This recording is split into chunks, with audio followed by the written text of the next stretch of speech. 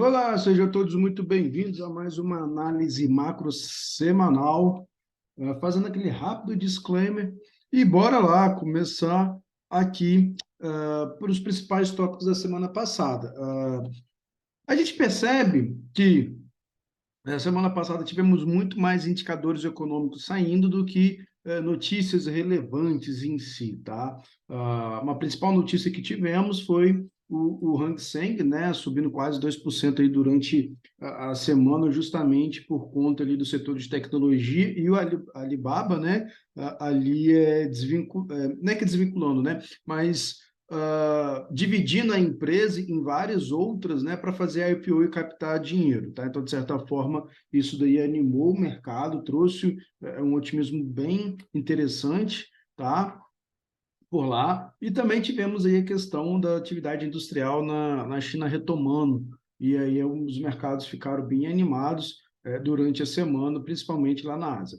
Tivemos aí durante a semana também o Biden pedindo uma regulação mais forte, né, sobre os bancos, já que a gente tinha essa crise institucional, né, entre diversos bancos, não só nos Estados Unidos, mas também migrando para a Europa. Durante essa semana a gente viu que esse sentimento ele se dissipou um pouco, ficou um sentimento mais otimista no mercado, muito por conta também da precificação lá da curva de juros americana.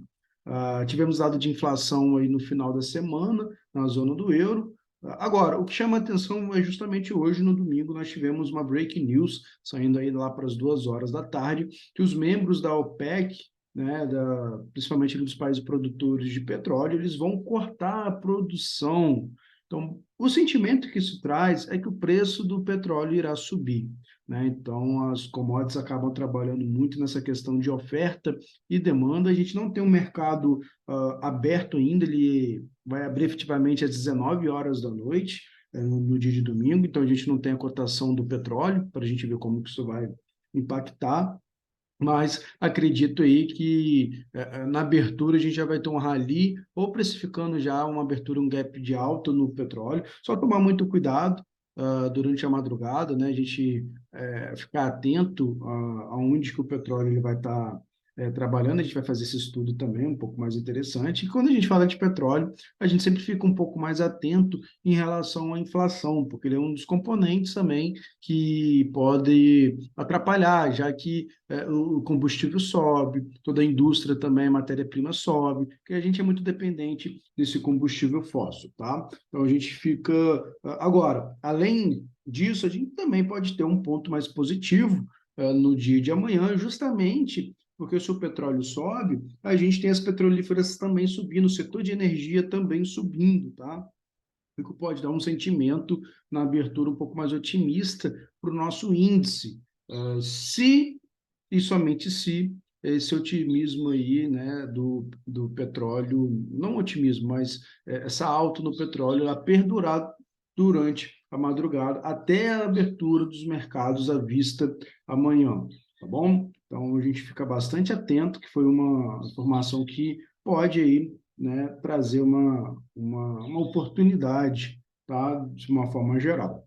Tirando essa parte do exterior, quando a gente vem no Brasil, nós tivemos realmente aí uma semana bem, digamos assim, de expectativas, principalmente tivemos a ata do Copom, não tivemos nada de diferente, como a gente estava acostumado, né, esperando ali o que viesse da mesma forma como o comunicado. Tivemos muita crítica, né, da ala do governo em relação à ata, mas tá, tivemos também a divulgação do arcabouço fiscal. Tá? Foi o principal drive da semana, sem dúvida. Bom, o que é o arcabouço fiscal? Acho que muitos também têm essa dúvida. Basicamente, é um conjunto de leis, né, de políticas que determinam como que será o gasto do governo. Antes, no governo Bolsonaro, nós tínhamos ali o arcabouço fiscal com teto de gasto, um deles, né, era o teto de gasto, ou seja, você não poderia gastar mais do que aquele valor estipulado. Só que a gente sabe que na prática houve várias manobras para você burlar o teto de gasto, falando, a gente precisa passar aqui, né, e quem aprovava isso era o Congresso. Até então, o governo atual do presidente Lula, ele não tinha um arcabouço fiscal, ou seja, ele não tinha as regras, ele tirou as regras anteriores e foi colocar a que melhor favorece a gestão e o governo dele. tá? Então, o mercado estava muito apreensivo. Quando saiu o arcabouço fiscal, diga-se de passagem, foi uma apresentação de slide ali, bem de estudante ali no início da faculdade, nem isso. Uh, o mercado ele acabou também ficando um pouco mais receptivo ao arcabouço fiscal, trouxe bastante volatilidade, sim, mas essa recepção quer dizer que o arcabouço fiscal é bom? Não. É que o mercado ele trabalha da seguinte premissa: é melhor eu saber, né, como que vai ser do que eu ficar na incerteza. Então, é melhor com do que sem, tá? Então, esse arcabouço fiscal ele vem aí para tentar criar regras e leis para controlar os gastos e os investimentos do governo. Agora, o ponto é, já que esse arcabouço fiscal ele retira o teto, na verdade ele retira o teto e coloca um piso.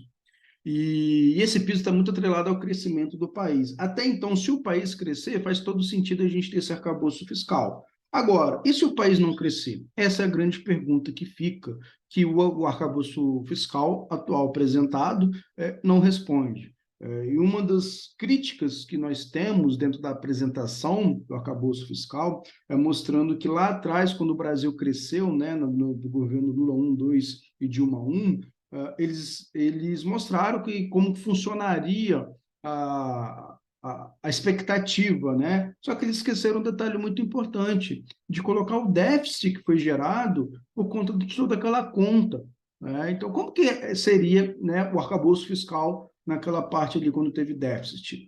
É exatamente isso que a gente fica muito atento, tá? Então, teve aí essa desonestidade intelectual na apresentação, onde não mostrou o lado ruim, né, de você ter ali o gasto excessivo, né, atrelado aos investimentos. Deveria ter mostrado também um cenário mais pessimista, mas enfim. Tá? E durante a semana tivemos aí na sexta-feira a rolagem de dólar também. Agora, um tema muito interessante, que apesar de não impactar tanto o mercado, foi a questão da viagem do Lula à China para definir um acordo para o comércio entre Brasil e China sem passar pelo dólar, né? Então, a criação de uma câmara de compensação, onde que você converteria real em yuan. Eu tive muitos alunos, né, muitas perguntas, Tiago, isso impactaria no preço do dólar? Como que seria isso para a gente? Bom, na prática, a gente precisa entender que seria cortar um caminho. Você tiraria ali, por exemplo, você trocar o real para o dólar, de dólar para o yuan, né? E vice-versa também. Então, seria uma transação direta. Isso possivelmente não vai trazer um problema de fluxo de dólar, né? Causar um problema de fluxo de dólar, porque, querendo ou não, essa negociação é com a China. Mas o Brasil, ele negocia com outros países, ele importa e exporta, né? E ele precisa da moeda dólar. Então, ele vai continuar dependente da moeda dólar. Agora, é interessante que a China, né, ela está articulando essa coligação para meio que fazer um boicote ao próprio dólar, ou seja, todo mundo que for negociar com ela vai negociar em yuan, já que ela é a segunda maior economia do mundo. Lógico, pensando num cenário apocalíptico, seria aí uma crise muito grande para os Estados Unidos, mas acredito que não vai acontecer, tá? Então o mercado ele é gigante, o dólar ele é muito forte. A gente costuma falar, no momento de crise, né? Não tem jeito, todo mundo corre para o dólar. Já aconteceu alguns movimentos antes em relação a isso, e principalmente quando no momento de crise. Todo mundo larga e vai correr para os títulos dos Estados Unidos e para o próprio dólar. Tá? Então, acho que até a próxima grande crise aí, o mercado ele volta para o dólar. Então, a gente vai ter esses movimentos sempre acontecendo, mas é uma coisa mais intrínseca, né? De você ficar de olho ali na maior economia do mundo, você colocar seu dinheiro lá, tá? Então, é um assunto muito técnico, muito interessante, muito vasto, que a gente realmente não pode afirmar nada. A gente só especula, tá? Muita coisa pode acontecer nesse meio tempo. Bom, e aí, né, os principais dados, né, do calendário econômico tivemos aí na terça-feira a ata do Copom, confiança do consumidor, na quarta-feira, vendas pendentes de moradias, estoque de petróleo bruto nos Estados Unidos, na quinta-feira foi o grande dia, né, PIB americano, pedido do SESC para seguro-desemprego, e na China o dado de PMI. Na sexta-feira, tivemos inflação na zona do euro e núcleo de índices de preços, né, o PCE, que é um dado onde o Fed ele acaba analisando para sua tomada de decisão da taxa de juros. E falando da decisão da taxa de juros, essa semana a gente tem uma curva de juros americano com uma pequena, uma leve diferença, tá, em relação à semana passada. Aqui a gente tem, nessa semana, que o mercado está acreditando que o corte ele vai acontecer em setembro de 2023, tá? Antes a gente tinha que o corte seria em julho, então seria 3 reuniões mantendo os juros no patamar, né, de 475 a 500 basis points, ou 4,75% e 5%, do que em relação à semana passada. Semana passada, a gente tinha ali o mercado precificando o corte já em julho, tá? Então seriam somente 2 reuniões mantendo. Aí seria um corte de 25 basis points. Agora são 3 reuniões mantendo a taxa de juros, com um corte de 25 basis points, mais uma reunião mantendo, mais um corte de 25, mais uma e por aí vai. Tá? Então a gente muda a expectativa de julho para setembro. Tá bom? Então é um ponto aí que a gente vai continuar monitorando a curva de juros perante a semana, se isso daí vai se estender mais, talvez fique mais tempo, né, em velocidade de cruzeiro, como a gente costuma falar, mas é importante a gente monitorar até os primeiros indícios aí que o Federal Reserve, o Jeremy Powell, possa dar em relação ao corte da taxa de juros, tá? E aí, entrando nos drivers da semana, temos aí alguns pontos interessantes. Feriado na China, tá? Vai ter um festival muito importante lá na segunda, terça e quarta. Temos aí na segunda, né? PMIs no Brasil e nos Estados Unidos, na terça, IPP na Europa, índice de preço ao produtor, emprego juntos nos Estados Unidos. Quarta-feira é um dia extremamente recheado de indicadores econômicos e drivers, tá? Então, quarta-feira aí muita coisa pode acontecer. Continua o feriado na China, né? O dado de ADP, balança comercial, PMI nos Estados Unidos, estoque de petróleo. Thiago, repetir o PMI aqui? Não, porque são dois PMIs diferentes, né? São duas empresas diferentes fazendo, né, a coleta dos dados e divulgando. Como se fosse, por exemplo, IBGE e FGV indicando sobre o PMI. Tá? Então, são duas empresas diferentes. Então, são duas metodologias diferentes também. Temos o estoque de petróleo e o PMI na China. Quinta-feira, pedido iniciais por seguro-desemprego. E sexta-feira, senhoras e senhores, feriado nos mercados mundiais, né? Sexta-feira Santa. E justamente no dia com a divulgação do payroll e a taxa de desemprego nos Estados Unidos, tá? Então, apesar de não ter mercado, esses dados serão divulgados. E aí pode impactar na semana, na outra semana, na segunda-feira, principalmente na abertura dos mercados, tá? Dependendo de como vier. Então, é uma semaninha um pouco mais curta, tá? Agora, a grande perspectiva é que temos um feriado na China, segunda, terça e quarta, e um feriado na sexta nos mercados. Então, esse início de semana, ele pode ser uma semana mais travada, tá? O preço trabalhando em range, dentro das regiões de valor, tá? Do que um mercado muito direcional, a não ser que saia alguma break news, já que a gente não vai ter liquidez do mercado asiático, tá? E aí é uma semana um pouco mais curta mesmo. Então, atenção para a gente trabalhar esse cenário durante a semana. E falando de cenário durante a semana, vamos lá fazer a nossa análise dos nossos ativos. Começando aqui pelo VIX, né? Interessante que ele já vem abaixo dos patamares de 20, tá? Então, a gente começa a ter uma tranquilidade nos mercados, a volatilidade está diminuindo. E aqui tem um ponto interessante, né? A gente observar isso, que dependendo aí, seria um ponto interessante de operações de compra de volatilidade no mercado americano, tá? Já que ele vai se arrefecendo. Agora, vamos lá, o S&P 500, tá? O que a gente tem do S&P 500? Uma semana bem mais positiva, como a gente esperava, que a gente comunicou na semana passada, ele até ganhou esses topos que a gente tinha marcado aqui, né, do dia 27, né, da semana que se iniciou aqui, então a gente teria esse range, ele acabou rompendo esses dois topos, tá? Então, a possibilidade dele vir buscar, deixa eu só marcar esse fundo aqui, deixar esse topo aqui marcado, né, porque ele pode voltar a testar, então buscar essas regiões aqui. Então, o mercado ele vem um pouco mais otimista, fazendo essa bandeirinha aqui, né, esse canal, na verdade, né, bandeira, esse canal de alta, e o mercado trabalhando aqui dentro a priori, tá? Buscando regiões de topo. Essa região de topo aqui é o próximo alvo que a gente tem.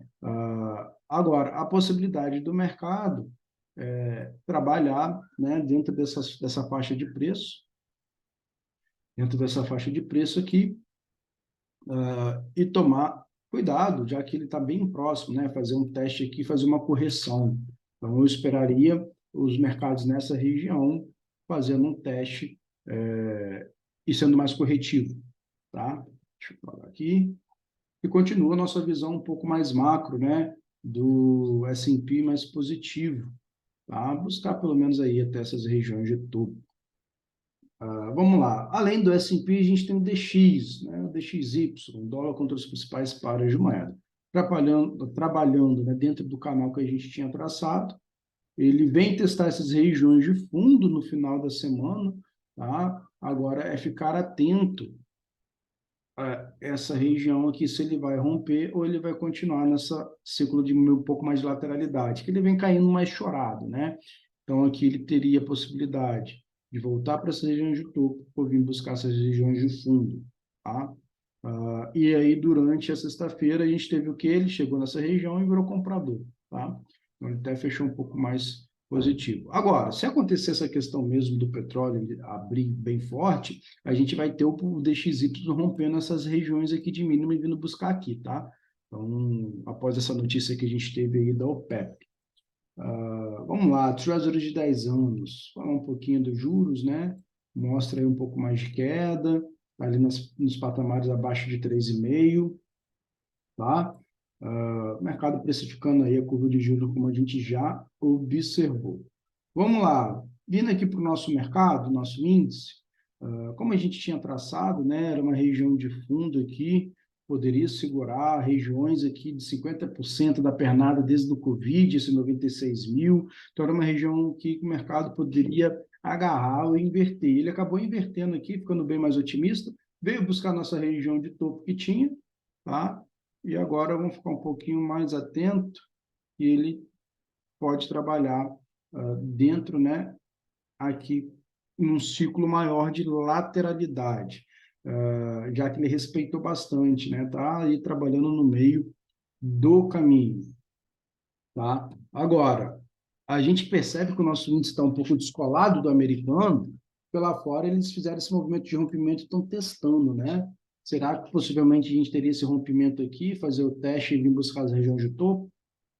Então, a grande expectativa é a gente realmente mudar o cenário da tendência, né? Que a gente tem essa tendência aqui um pouco mais de curto prazo, de venda, tá? A gente perder isso daqui e seguir o mercado lá fora. Mas, como a gente sabe, o nosso cenário interno, ele acaba ditando. Então, nem sempre o gráfico aí, ele vai mostrar, né, realmente aí a direção do mercado. A gente tem muita volatilidade dentro do nosso cenário macro, uma coisa decidida, depois de tira, né? Mas o ideal é a gente sempre esperar confluência, tá? Esperar confluência aí. Vamos lá, o nosso dólar. Nosso dólar, cadê? Aqui. Ele veio trabalhando mais negativo na semana, tivemos uma semana mais de rolagem, pré-rolagem, tá? Perdeu esses fundos aqui, e está trabalhando nessas regiões, né? Uma região muito importante desses 5,100, né? Um suportão muito forte aí para o dólar, já que ele está aqui agarrado nessas regiões de lateralidade, nas regiões de fundo, tá? E até é interessante que dentro dos fundamentos do dólar, a gente realmente não tem nenhum motivador para sair desses patamares. Qual que seria um grande motivador? O corte de juros, né? Possivelmente o aumento de juros, dependendo aí, tanto no Brasil quanto nos Estados Unidos. O que acaba movimentando aí muito o dólar é o carry trade, né? É o diferencial de juros, também diferencial de inflação, a depender. Mas fora isso, se a gente não tem nada de novidade, principalmente de balança comercial, algo do gênero dos dados macroeconômicos, a gente vai estar trabalhando sempre em range, né? Essa característica de um par de moeda, trabalhar em range, né? Quem tem característica de tendência assim, são mais os ativos de risco, não os ativos de segurança. Mas, como a gente sabe, né, o dólar ele tem esses momentos de tendência forte justamente por conta do diferencial de juros. E vamos lá, vindo aqui um pouquinho para o petróleo, tá? Então, a expectativa da gente abrir com um gap de alta aqui por conta da notícia, né, da OPEP. Vamos olhar aqui, cadê? O índice de commodities, né, começa também a querer subir um pouquinho, lembrando que a gente está no ciclo mais de queda. A gente só vai ver as commodities se fortalecendo a partir do momento que o corte de juros americano vier. Então, a gente rompe, né? Então, é interessante a gente monitorar, deixa eu ver aqui, da Reuters ou da Bloomberg, qual que está melhor. Vou pegar aqui da Reuters, que acho que fica melhor o estudo, né? Vamos lá. Estudo aqui. Canal, aqui. Canal. Então, a gente teria aí algo nesse sentido. Opa, nesse sentido, tá? Então, esperaria a curva de juros americano cair para romper e pegar um ciclo mais altista das commodities aí a partir de setembro do final do ano, tá? Passando rápido aí para o ouro, né? O ouro continua o seu movimento um pouco mais positivo, então ele deve sofrer um pouco por conta da correlação, né? Se o petróleo sobe, a gente pode ver aí, né, o nosso dólar caindo e o ouro, né, no caso, subindo, tá bom? Então, a correlação que a gente tem aí, o ouro ele tem uma correlação inversa com o dólar americano. A prata também, né? A prata já está um pouco mais... Fechou forte durante a semana, tá? E acho que dos principais ativos, só olhar o último, que é o Baltic, no Baltic Dry Index, né? Volta a cair um pouco aí, tá? Nada aí relevante também, depois de uma forte puxada aí no mês de fevereiro no frete marítimo, a gente volta a cair. Dá uma olhadinha lá na China, né? Lá na China, o pessoal... Opa, veio buscar ali pelas regiões. Aqui está o tempo gráfico menor, tá? Então, vamos ficar um pouquinho mais de olho nessas regiões aí, tá? Opa, só ajustar. Então, o que a gente está fazendo? Buscando regiões de liquidez, né? Topos e fundos importantes aí deixados para o mercado. São regiões de liquidez. Querendo ou não, num ciclo mais de alta, né? Uma pernada aí mais corretiva no Hang Seng e tentando romper aí a bandeira deixada. Aí agora sim, né? A bandeira, figura gráfica da análise técnica, aí, rompendo aí. Então, basicamente, isso que a gente tem para essa semana. Vamos ficar muito atentos, tá? Uma semana mais curta, cheia de feriado, né? Cheia de drive na quarta-feira. A expectativa realmente é o nosso mercado estar trabalhando dentro aí ou dessa banda superior ou dessa banda inferior, tá? Não acredito no mercado tanto de tendência essa semana. Seria mais aí a gente acumular mesmo uma semana mais lateral. A gente teve uma semana mais corretiva, né?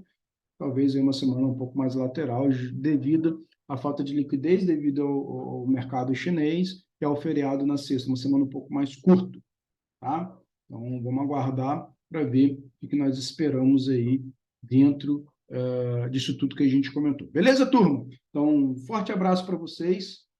Encontro todos no Times in Trades. Fui, abraço!